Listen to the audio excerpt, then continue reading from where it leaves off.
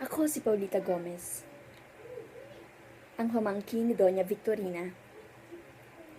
Batid kong ako'y pinagkakaguluhan ng mga kalalakihan sa aming universidad.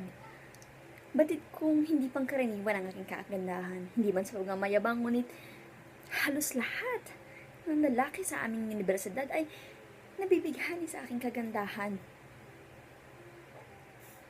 Mayaman, matalino, kabigha-bighani. Marahil yan siguro ang pinakamagandang deskripsyon ng aking pagkatao. Ngunit, busog man ako sa pisikal na karangyaan, kayamanan, ngunit alam kong may kulang sa akin. Tila pagmamahal ng mga taong sa akin lamang. Lumaki akong walang mga magulang. Lumaki ako kay Tia Victorina.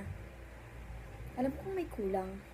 Mahal man ako ni Tia, ngunit alam kong may kulang. Kaya naman ang dumating sa buhay ko si Isagani, sobrang nagalak ako. Sobrang saya. Ngunit hindi yun ang kailangan ko. Matalino ako. Alam ko ang kailangan ng isang tao para mabuhay. Kailangan ng isang tao na makapili na makakasama niyang kaya siyang buhayin.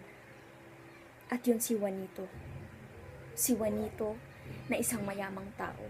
Alam kong kaya niya akong buhayin. Mahal ko man si Isagani, isa siyang rebelde. Isa siyang dating bilanggo. Pero si Juanito, alam kong kaya niya akong buhayin. Kaya niyang ibigay lahat ng karangyaan ng aking pangangailangan. Isa lamang akong babae, ngunit kailangan kong gamitin ang aking isipan. Mahalaga sa isang katulad ko ang